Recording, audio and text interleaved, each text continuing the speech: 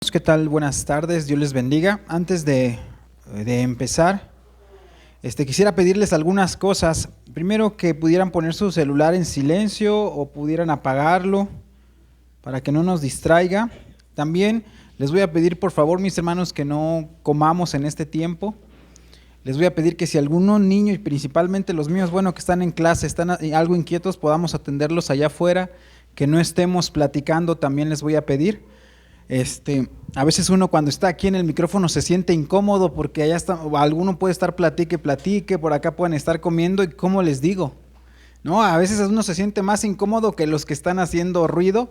¿Y por qué les digo esto, hermanos? Porque esta semana al acercarme a la palabra de Dios, un pensamiento derivado de la Biblia me llegó a mi mente y yo decía, es que Señor, ayúdame porque no estoy hablando cualquier mensaje, no estoy leyendo una historieta, una novela, un cuento, estoy frente a la palabra de Dios, aquella que da vida, aquella que cambia y que transforma. Por eso entonces yo quisiera que le diéramos la seriedad, no solo en este momento, se los pido ahorita, pero durante todo el culto. Son 2 horas que dedicamos y que nos entregamos en adoración y en servicio al Señor, son muy pocas a la semana. Entonces les pido por favor eso, mis hermanos, para que todos estemos atentos. Y vamos a orar. Vamos a orar para iniciar este tiempo. Señor, te damos gracias. Gracias porque nos permites estar. Vienen mis hermanos de diferentes lados, pero tú nos has congregado en un solo lado. Y que hoy es aquí, en la iglesia, donde tú te mueves de una forma especial, donde tú cambias, donde tú transformas, donde tú hablas a las vidas, Señor. Yo te ruego que hoy este mensaje no sea yo rudo, no sea duro, pero tampoco blando, sino que yo sea fiel a tu palabra, Señor. Es lo que anhelo, es lo que deseo, Señor. Si alguno hermano tiene que salir exhortado, yo te ruego que haga ese efecto. Si algún hermano tiene que salir animado también, Señor, yo te pido que tu palabra cumpla el propósito, que quites todo ese corazón de piedra y pongas un corazón sensible, Señor. Abre sus oídos a tu palabra, Señor. Pon corazones sensibles a tu voz y que podamos en esta tarde salir con tu palabra en nuestras vidas, Señor, que al terminar este servicio, por el poder de tu Espíritu Santo no salgamos igual, sino que con el ansia y el deseo de salir, Señor, a cumplir tu voluntad, a lo que tú nos has llamado, Señor. Te ruego que me ayudes a predicar fielmente la Escritura, Señor. Sé que no estamos frente a una cosa trivial, frente a una cosa fácil, sino estamos ante tu voz, Señor, ante tu mismísima palabra, a la que creó el mundo, a la que da vida. Yo te ruego, Señor, que me ayudes a hacerlo de la mejor manera, con denuedo, con fidelidad. También te pido y te ruego por los resultados de mis hermanos, que lleves este mensaje a su corazón y no solo a sus oídos, que al terminar, a lo mejor, Señor, los hermanos no puedan decir qué bien me gustó el mensaje, sino que puedan decir qué gran Dios eres tú.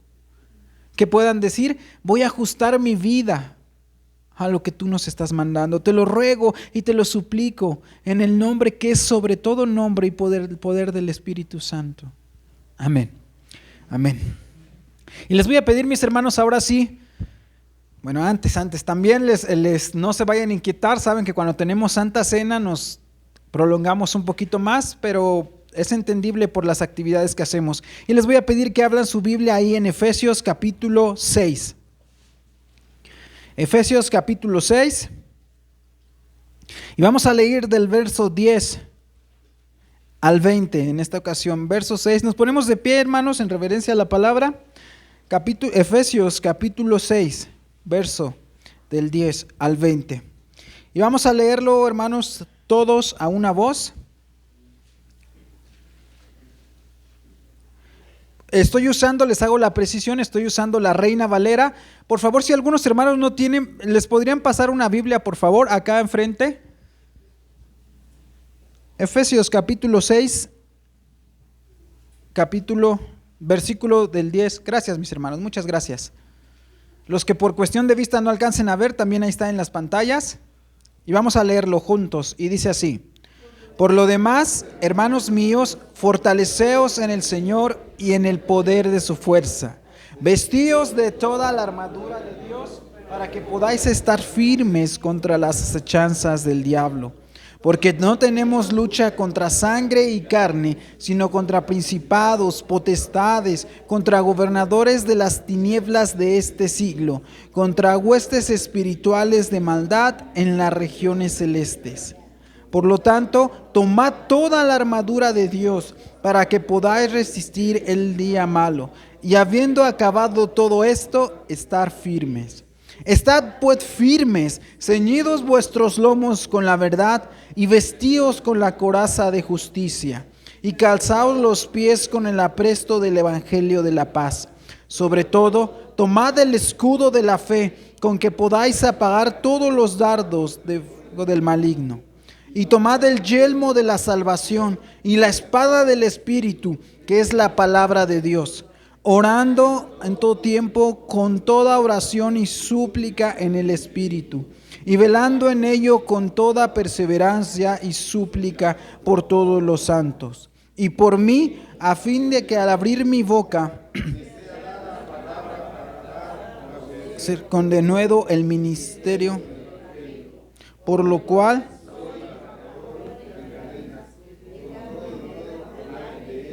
como debo hablar. Amén.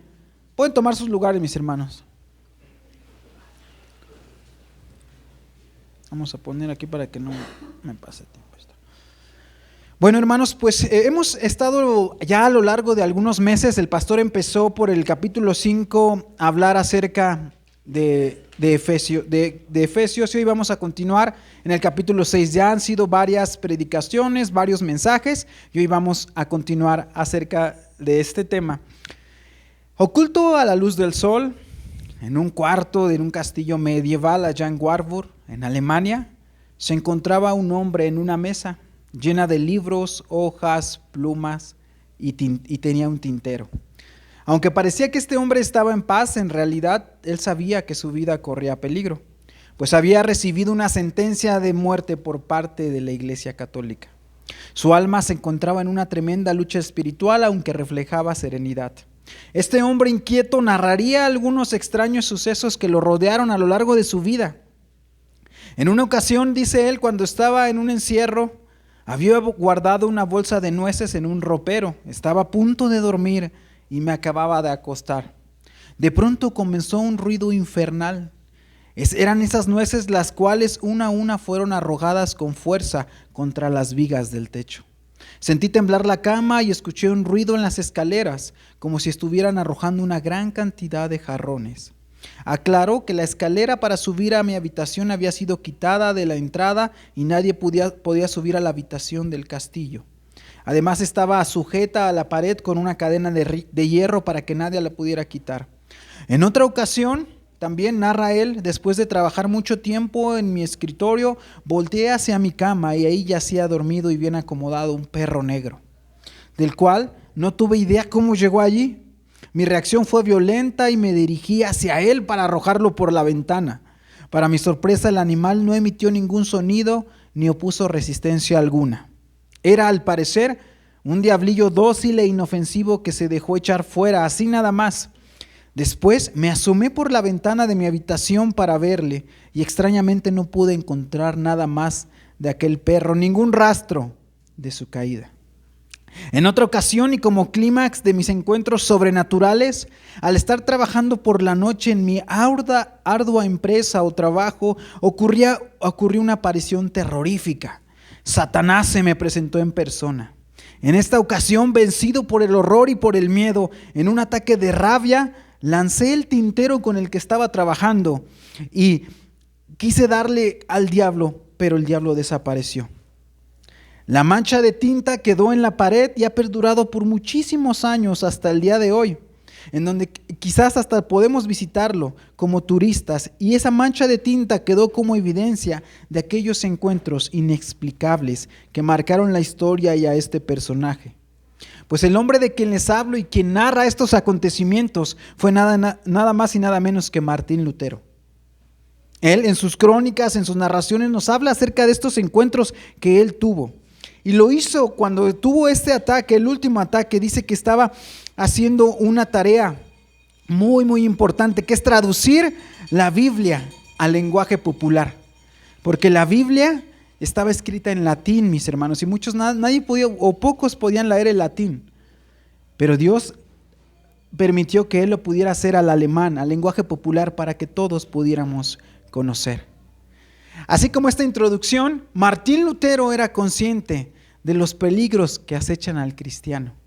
Martín Lutero era consciente de que hay una realidad espiritual.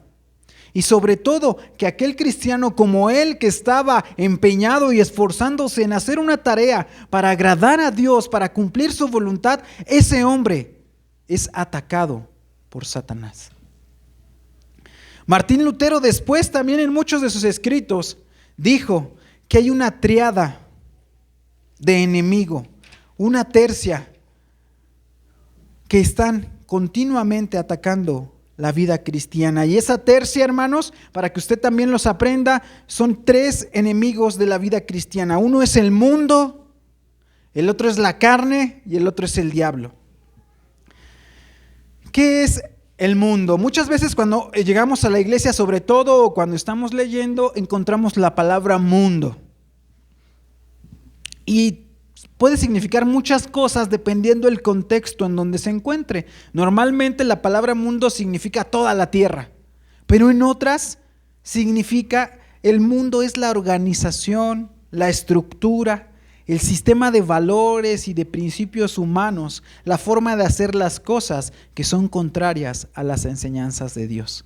Eso es el mundo, hermanos, la organización, el sistema de valores, los principios humanos que van en contra de la palabra de Dios. Y decía Lutero, ese es nuestro primer enemigo, y la forma de combatir a este enemigo es guardándonos de su influencia, no sometiéndonos, no exponiéndonos a esa influencia, a esos principios, a esos valores. Y dice ahí la primera carta de Juan 2:15 al 16: no améis al mundo ni las cosas que están en el mundo. Si alguno ama al mundo, el amor del Padre no está en él. Porque todo lo que hay en el mundo, los deseos de la carne, los deseos de los ojos y la vanagloria de la vida, no proviene del Padre, sino del mundo. También, cuando Jesús, ahí en la oración sacerdotal, en Juan capítulo 17, ora por sus discípulos, les dice en Juan 17:15: no ruego que los quites del mundo, sino que los guardes del mal. No son del mundo, como tampoco yo soy del mundo. Santifícalos en tu verdad, tu palabra es verdad. Entonces, hermanos, cuando nosotros tenemos a ese enemigo, sabemos cómo enfrentarlo, no amando sus cosas, no exponiéndonos a ellas. El segundo enemigo del que hablaba Martín Lutero era la carne. ¿Y qué es la carne? A veces también en la Biblia se dice la concupiscencia. Y son todos aquellos deseos pecaminosos que no están allá afuera, que no son el mundo, que no son las películas, la música, las canciones, los valores, los principios, sino que se encuentran en nosotros mismos. Cuando llegamos a Cristo, es verdad que hay un cambio radical, o debería haber un cambio radical, es verdad, pero también hay unos enemigos que se quedan dentro de nuestro corazón. Es como si nosotros en el pecado fuéramos un carro a 100 kilómetros por hora y de repente lo queremos frenar de golpe. ¿Qué pasa? Es casi imposible hacerlo. De la misma manera, nuestra carne, nuestros miembros, nuestros deseos, nuestros pensamientos están tan acostumbrados que aun cuando llegamos a Cristo, arrastramos pecados.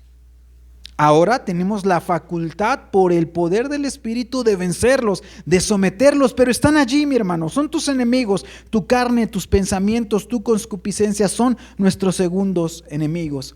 ¿Y cuál es el ataque contra ellos? ¿Cuál es el ataque que nosotros podemos emplear? Y es huir de ellos y también no alimentarlos, no exponernos como al mundo. Dice 2 de Timoteo 2:22, huye de las pasiones juveniles. Y también dice en Romanos capítulo 11, verso 12 y 14, la noche está avanzada y se acerca el día. Desechemos pues las obras de las tinieblas y vistámonos de las armas de la luz. Andemos como de día honestamente, no en glotonerías y borracheras, no en lujurias y lascivias, no en contiendas y envidias, sino vestíos del Señor Jesucristo, y no proveáis para los deseos de la carne. Ese es nuestro segundo enemigo. Un día el pastor nos explicó acerca y nos usó una ilustración acerca de que decía un señor, es que hay una lucha en mí, ¿no? Hay una lucha en mí. Yo tengo esa lucha se transfiere y tengo un sueño. En el sueño hay dos perros, hay un perro negro y un perro blanco. El perro negro es aquel de todos mis deseos oscuros y pecaminosos, y el perro blanco es aquel que me trae los buenos deseos, las ganas de hacer las cosas. Dice, y en ese sueño decía aquella persona, tienen una batalla. Y se preguntaba, ¿cuál será el vencedor? ¿El de los deseos buenos o el de los deseos malos? Y esta persona les dijo, yo sé cuál va a ser el vencedor. Le dijo, al que tú alimentes más. Es decir, si nosotros proveemos, si nosotros sabemos que nosotros somos débiles, quizás en nuestro hablar no nos vamos a exponer a cosas que nos hagan hablar mal. Si nosotros somos débiles en la lascivia, la lujuria, no nos vamos a exponer a proveer esos deseos para la carne viendo lo que no tenemos que ver. Esos son nuestros dos enemigos. Pero aquí en Efesios capítulo 6, y como también Lutero lo había advertido, hay un tercer enemigo. Y ese tercer enemigo es el diablo, que es una realidad. Y la Biblia quiere que seamos conscientes de ello. Quiere que así como nos ha dado las herramientas para vencer a nuestros otros enemigos, también entendamos cómo tenemos que presentar este combate, cómo podemos usar esas estrategias ante este enemigo tan peligroso. Y vamos a empezar ahora sí en el verso 10, mis hermanos. Dice ahí el verso 10 de Efesios capítulo 6. No lo pierda y le pido que esté muy atento porque vamos a estar usando la Biblia con muchos textos. Y dice ahí, por lo demás, hermanos míos, fortaleceos en el Señor y en el poder de su fuerza. Y la palabra que inicia es crucial, aunque pudiera ser simplemente un conector, nos dice mucho. Nos dice por lo demás. Esto significa una palabra final. Pablo les está diciendo a los efesios, una palabra final. Por último, mi último consejo, mi última enseñanza, mi último imperativo. ¿Pero qué significa esto? ¿Lo último de qué? ¿Acerca de qué?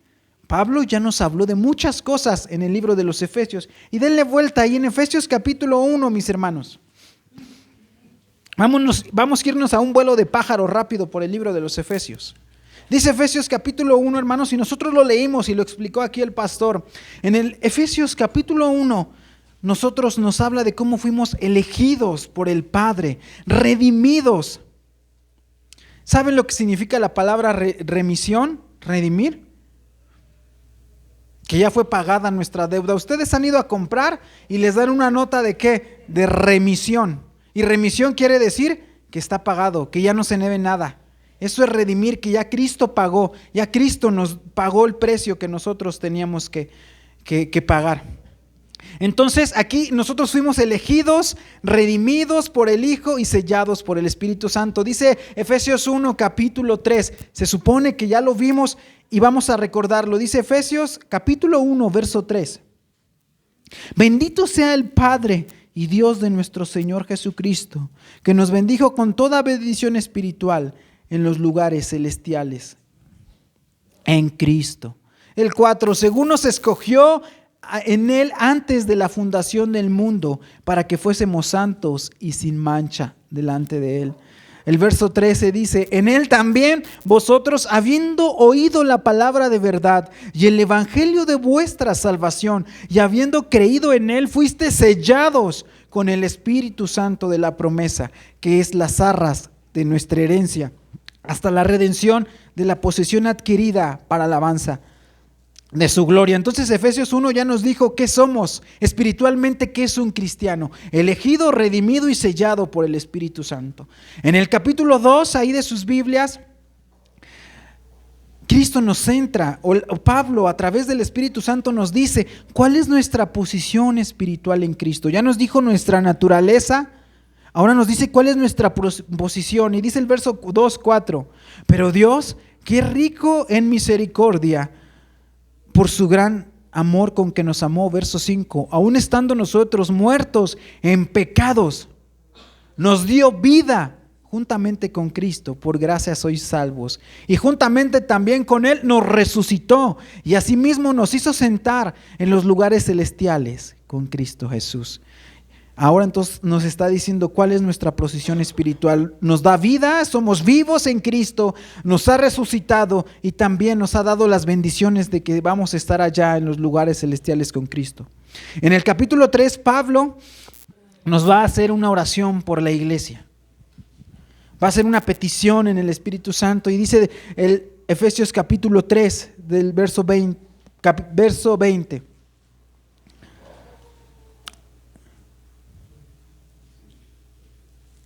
Dice así, ahí en Efesios capítulo 3, por esta causa pues doblo mis rodillas ante el Padre de nuestro Señor Jesucristo, el 15, de quien recibe, Efesios 3, 14. Efesios 3, 14. Por esta causa doblo mis rodillas ante el Padre de nuestro Señor Jesucristo, de quien recibe nombre toda familia en el cielo y en la tierra. Y aquí está su oración, ¿cuál es?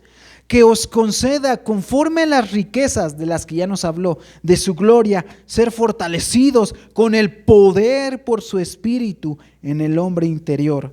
De manera que Cristo more por la fe en vuestros corazones y que arraigados y cimentados en amor, seáis capaces de comprender con todos los santos cuál es la anchura, la longitud, la altura y la profundidad, y de conocer el amor de Cristo que sobrepasa el conocimiento, para que seáis llenos hasta la medida de toda la plenitud de Dios.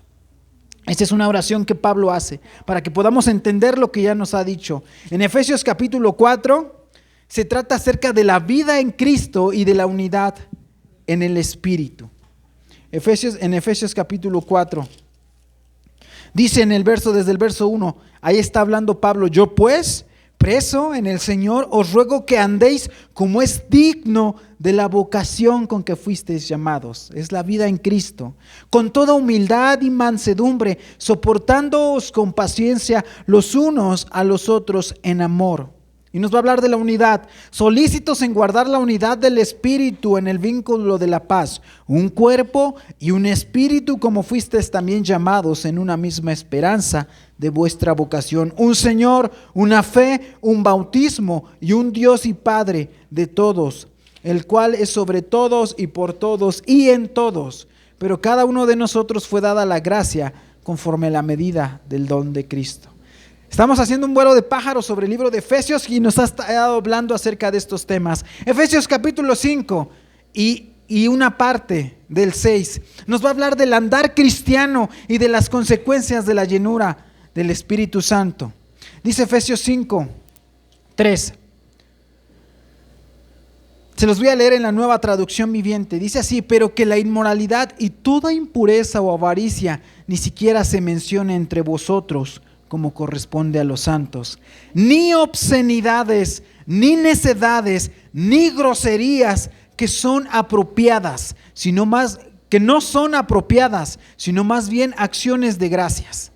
También nos va a decir cuáles las consecuencias de una persona llena del Espíritu Santo. Nos va a decir que las mujeres estén sometidas a sus propios maridos como al Señor, que los maridos amen a sus mujeres así como Cristo amó a la iglesia y se sacrificó por ella. Nos va a decir que los hijos obedezcan y honren a sus padres y que los padres no provoquen a ira a sus hijos. Nos va a decir también que los siervos o los empleados sirvan de buena voluntad como para el Señor y que los jefes también hagan lo mismo con sus empleados. Esto es lo que nos ha dicho el libro de Efesios, un resumen. Y todo esto que les dije ahorita y podríamos abundar es solamente con la palabra ahí en Efesios capítulo 6, verso 10, por lo demás. Por lo demás significa esto. Pablo les está diciendo, es un último consejo, pero ya les hablé de todo esto. Y entonces Efesios capítulo 6, la parte B, a partir del versículo 10, nos va a hablar de otro tema. Entra en otra temática. El último consejo de Pablo nos va a hablar acerca de la guerra espiritual y nuestras armas y de la estrategia. Dice el verso 10, por lo demás, hermanos míos, fortaleceos en el Señor y en el poder de su fuerza. Lo primero que Pablo nos dice es fortaleceos. ¿Qué quiere decir? Tomen fuerza en el Señor. Es decir, Él nos está diciendo, Pablo, en dónde radica la fuente de nuestro poder. Ese poder no está en nosotros, no está en cuán espiritual seamos, en cuán cumplidos seamos, en cuánto tiempo llevemos en el Evangelio, sino que ese poder radica en Cristo. Y dice Efesios, denle vuelta a Efesios 1:20. Y aquí está. Ese texto es Efesios 3:20, perdón, Efesios 3:20. Aquí está el texto a un lado de Max, de la bocina.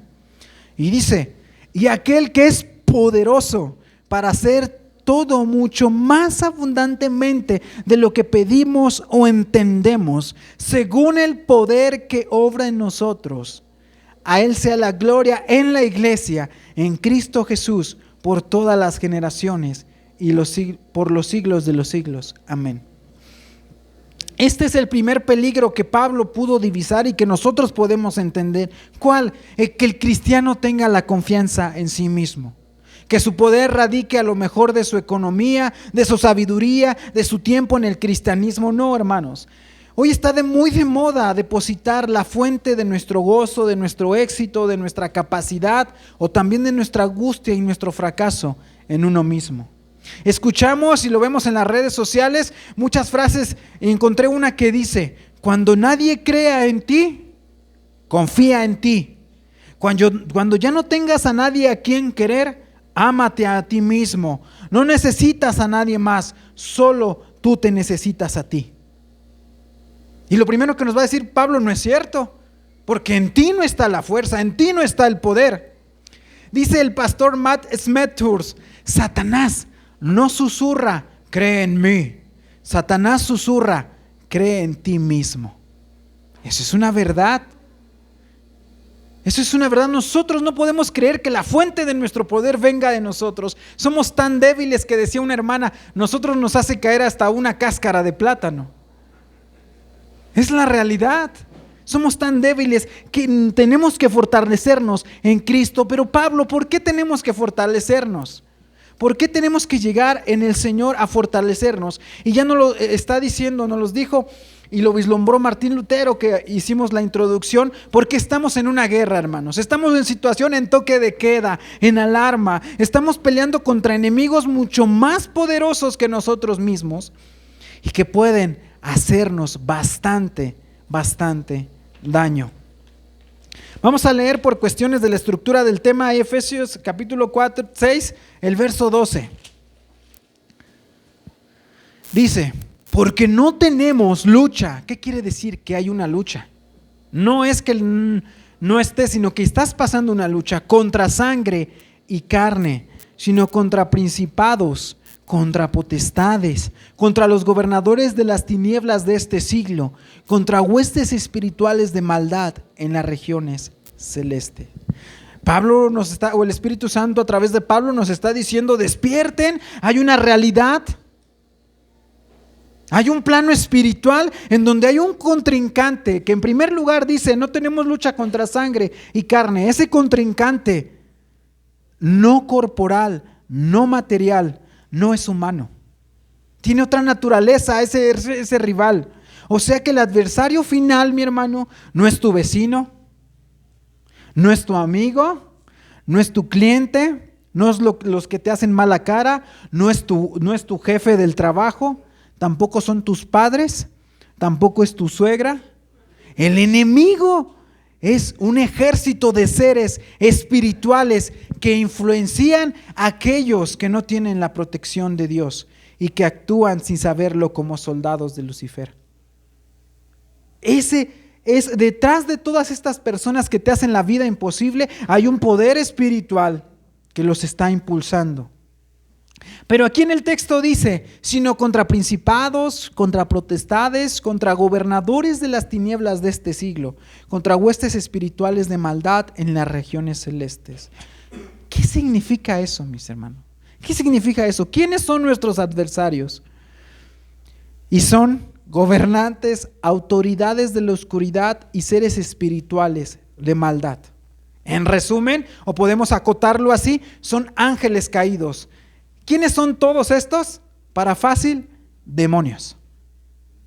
Satanás y sus demonios. Eso es nuestros enemigos. Y aunque no podemos percibirlos con nuestros ojos, hermanos, créanme que estamos rodeados. Y no solo rodeados, sino asediados y atacados por una gran cantidad de seres espirituales oscuros que buscan nuestra ruina. Dice primera carta de Pedro, capítulo 5, verso 8, si me lo buscan en sus Biblias. Primera carta de Pedro, capítulo 5, verso 8.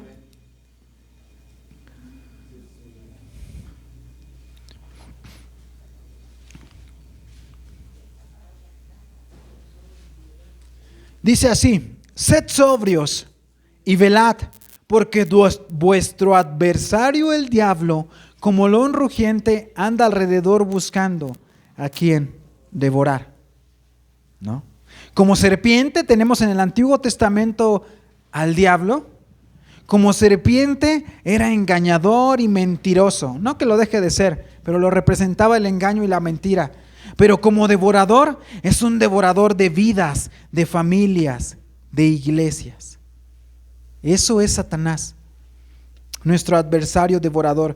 Aunque cabe la acotación aquí de que dice la palabra es como león. Quiere parecerse al león de la tribu de Judá, pero él es el Señor Jesucristo es el auténtico león de la tribu de Judá. El Satanás lo imita y trata de ser como un león, pero sí es devorador de vidas, de familias, de iglesias. Y tristemente, hermanos, al tratar este tema de la guerra espiritual o del mundo espiritual al que nosotros nos enfrentamos, la iglesia ha caído en dos extremos. Y que estos extremos han sido muy peligrosos y han hecho mucho daño. El primero es negar o minimizar este mundo espiritual. No pasa nada.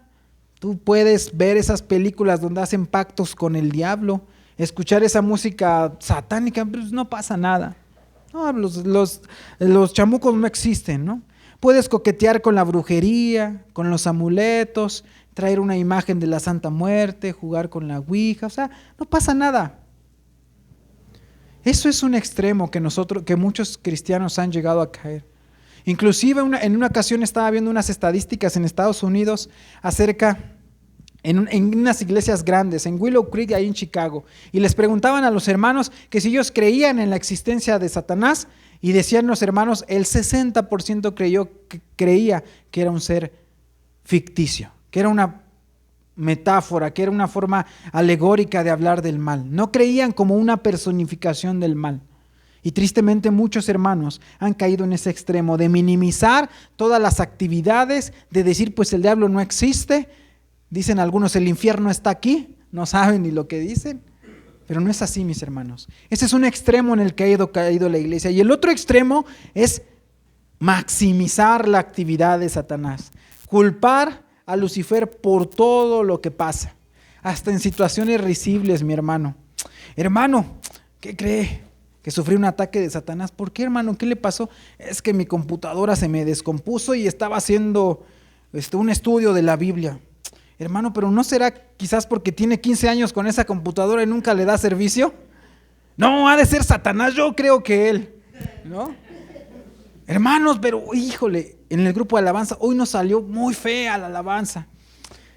Ha de ser un ataque de Satanás. ¿No será porque no practican y no ensayan?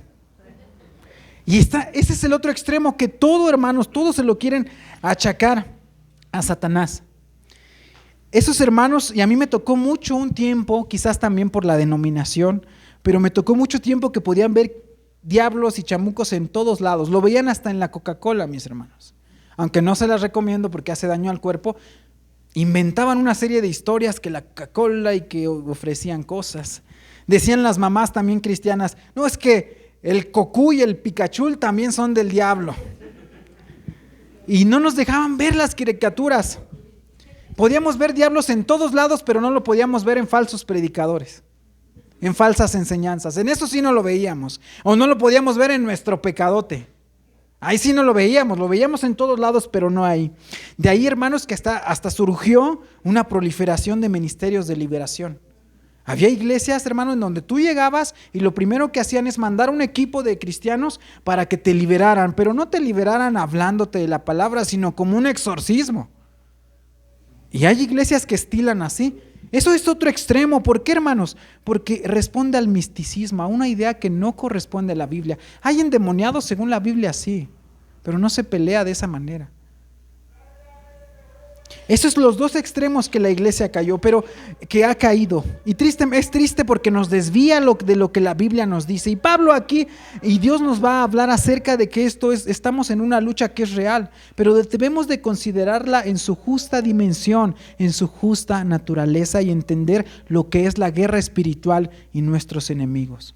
La guerra espiritual se libra en nuestra mente, se libra con armas espirituales, hermanos. Y aunque estos poderes sean ocultos a nuestra vista, si hacemos un poco de esfuerzo, podemos ver que su actividad a través del mundo es tan visible y está ahí que es innegable poder hablar de ella.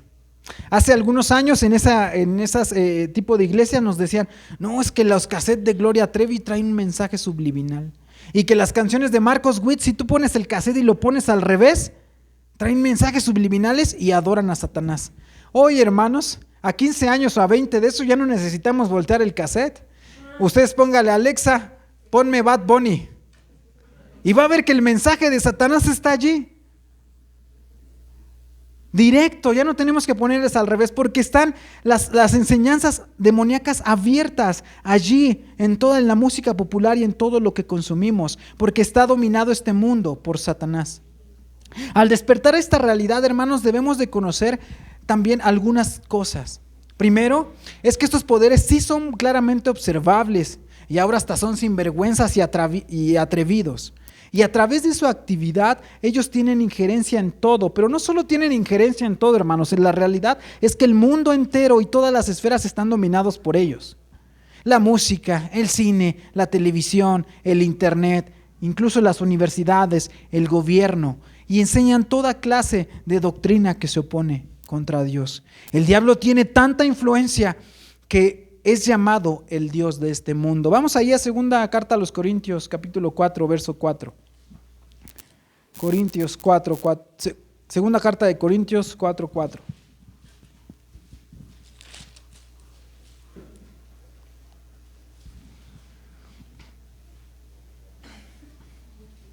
Dice, en los cuales el Dios de este siglo cegó el entendimiento de los incrédulos, para que no le resplandezca la luz del evangelio de la gloria de Cristo, el cual es la imagen de Dios.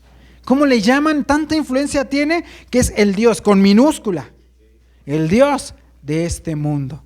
Es decir, Satanás tiene tanta injerencia, tiene tanto dominio que es el Dios y la de este mundo.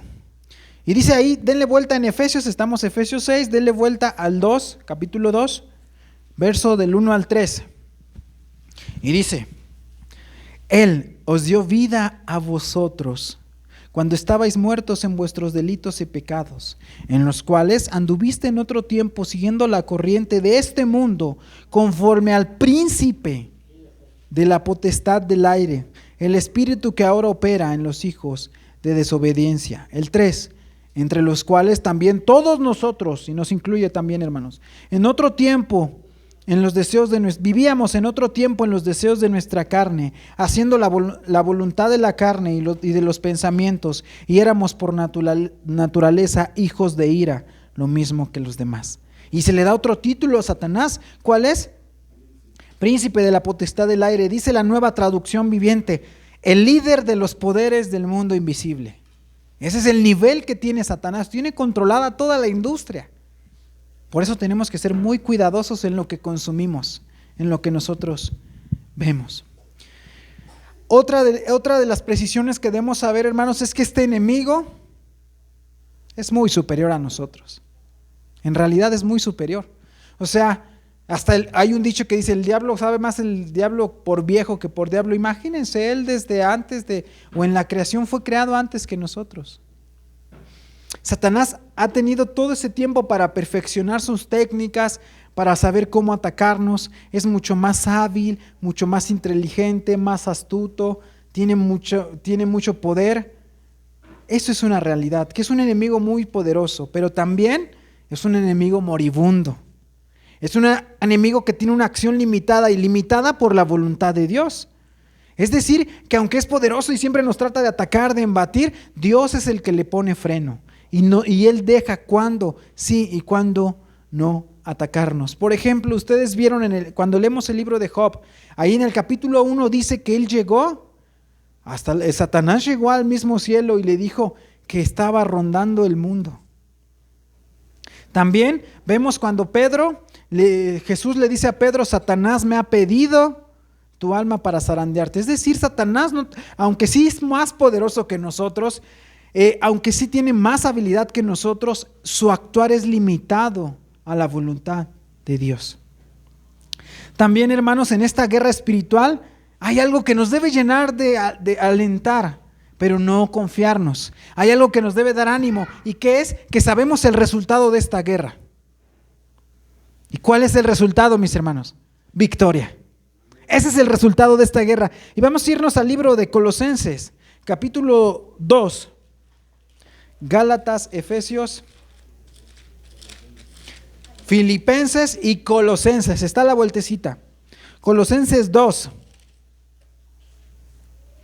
del 13 al 15. Pero les decía, esta guerra no la ganamos nosotros, aunque vamos a ser partícipes de la victoria, no la ganamos nosotros. Es como cuando el equipo que es campeón en el fútbol mexicano gana el equipo titular y los que están en la banca no jugaron ni un minuto, pero salen a festejar. Así nos va a pasar a nosotros. Ya la ganó Cristo para nosotros. Y dice ahí, dice Colosenses capítulo 2 del 13 al 15. Y vosotros, estando muertos en pecados y en la incircuncisión de vuestra carne, os dio vida juntamente con Él, perdonándoos todos los pecados, anulando el acta de los decretos que había en contra nosotros, que nos era contraria, quitándola de en medio y clavándola en la cruz. Y ahí viene la victoria que nos dio Cristo. Y despojando a los principados y a las potestades, los exhibió públicamente, triunfando sobre ellos en la cruz. Esa es la victoria que tenemos en Cristo. Y este texto es muy bonito porque también dice exhibió públicamente.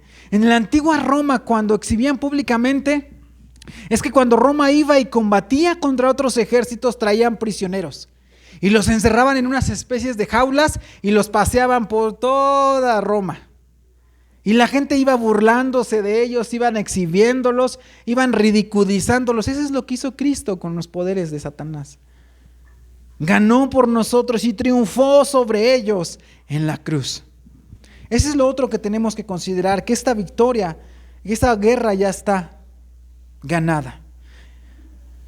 También, hermanos, ahora que estamos despertando esta verdad, sabemos todas estas precisiones, también nosotros, ¿cómo vamos a responder ante ello? Aunque Satanás está derrotado, va a seguir atacando a tu vida, va a seguir tratando de destruirte. ¿Y cómo vamos a responder ante ello? ¿Qué elementos ha dispuesto el Señor para que nosotros podamos combatirlo? Y dice el verso 11, Efesios capítulo 6, verso 11.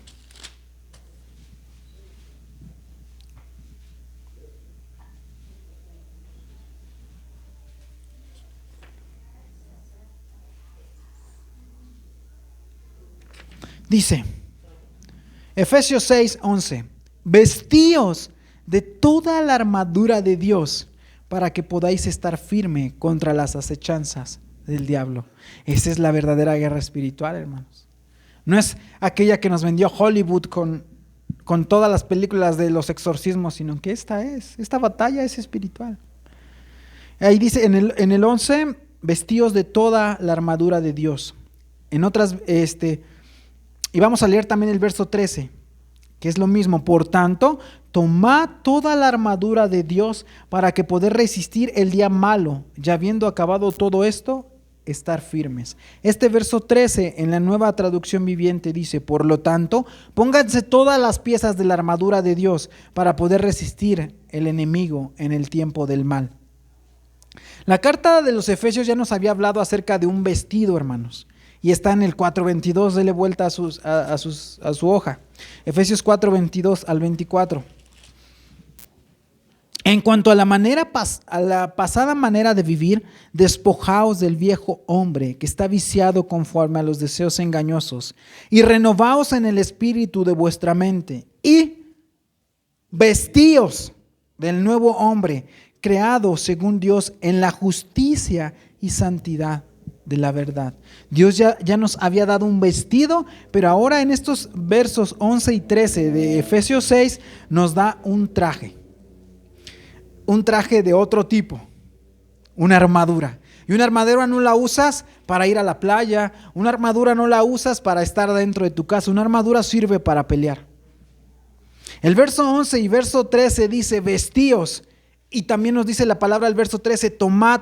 ¿Qué esto es lo que implica, hermano? Implica una acción. Es decir, la armadura de Dios está allí, pero nosotros tenemos que tomarla, tenemos que asirnos de ella, tenemos que ponérnosla, tenemos que vestirla. No es pasivo, es un imperativo. Vestíos, dice el verso 11 y el 13, tomad la armadura de Dios.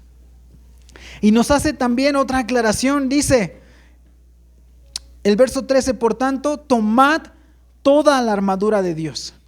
Yo no me imagino un soldado que salga sin casco, o sin espada, o sin sandalias.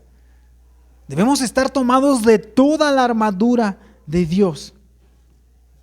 Esta guerra poco usual, hermanos, que como ya dijimos está ganada y Cristo fue el vencedor. En esta guerra que Dios nos ha hecho descubrir, que nos ha revelado, es una guerra también que tenemos que tomar toda la armadura. Nuestra estrategia, ¿qué creen? Que es un poco suspicaz. Esta armadura nos confronta y nos manda a que resistamos y soportemos, que estemos sin vacilaciones y estando firmes en la línea de batalla. No es una guerra en donde salgamos a atacar, en donde salgamos a matar al enemigo, ya está vencido, sino es una guerra en donde se nos ordena aguantar, contener los embates.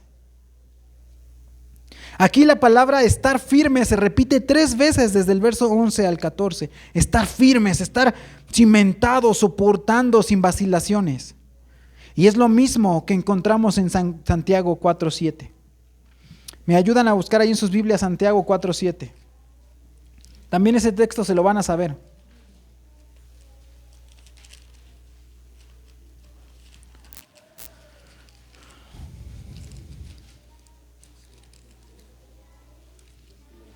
Ahí está.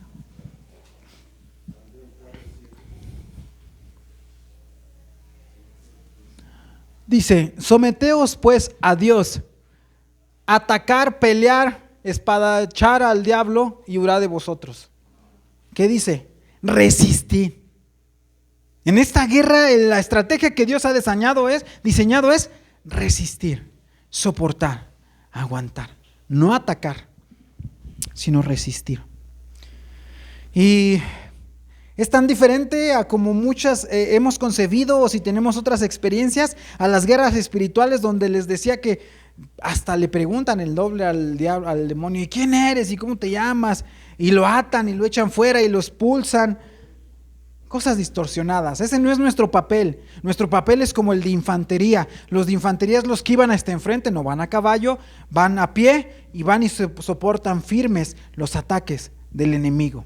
Dice el verso 11, para que podáis resistir en el día malo y habiendo acabado todo, estar firmes. ¿Y qué significa el día malo, mis hermanos? Ya entendimos que todos vamos a ser acechados y embatidos por Satanás. Pero el día malo, hermano, es el día del asalto. Es cuando Satanás te ataca, cuando sus lacayos arremeten contra tu mente, cuando bombardean tus pensamientos, cuando te llenan de desánimo, cuando te llenan de tentaciones. Ese es el día malo. Y yo creo que muchos tenemos de esos días malos. Cuando llegan las angustias, cuando llegan los temores por ideas que vienen fuera de nosotros. Decía también otra frase, me acordé de Martín Lutero, tú no puedes evitar que los buitres anden cerca de tu cabeza. No lo puedes evitar, pero sí puedes evitar que hagan nido allí. Y es lo mismo, hermanos, esos ataques van a venir a nuestras mentes. Ese es el día malo, cuando seamos atacados, bombardeados por ideas y también por tentaciones. Ese es el día malo. Y dice, si ustedes se ponen toda la armadura de Satanás, si ustedes lo resisten, va a acabar un día. No es también que las 24 horas estamos siendo bombardeados o atacados, sino cuando acaba, nosotros nos permanezcamos firmes. Eso es lo que significa el verso 11. Y aquí entonces Pablo va a empezar a desarrollar una metáfora. Es que las metáforas, las comparaciones que usa la Biblia son perfectas. El Espíritu Santo las usó de una manera y va a hacer una metáfora, una comparación entre las armas de un soldado romano tan común para aquella época y aquellos lugares. Es decir, todos sabían, cuando Pablo hablaba acerca de la armadura de Dios, tenía en mente al soldado romano, y todos los que estaban escuchando sabían perfectamente cómo era un soldado romano. Es como hoy decíamos, y como si hoy mencionamos a un policía municipal o estatal, todos sabemos identificar un policía estatal, un policía federal, ¿no? Todos sabemos, uno de tránsito. En aquella época Pablo usó para que todos pudieran entender esa metáfora. Era tan común en esos tiempos. Y después nos va a empezar a decir cuáles son nuestras armas para cumplir esa estrategia que Dios nos ha dado, que es resistir, soportar. Y nos va a empezar a enlistar las armas. Pero nos vamos a quedar hasta aquí, mis hermanos. Y las armas las vamos a empezar a ver la próxima semana. Espero que ahorita seamos conscientes de que hay una guerra espiritual y de todas las precisiones que dimos. Y la próxima semana vamos a ver cómo, con la estrategia de resistir y soportar, cómo Dios nos va a dar armas para poder ganar y estar firmes cuando el día malo haya acabado. Vamos a dejar hasta aquí hoy, mis hermanos. Que Dios les bendiga y vamos a continuar con el programa.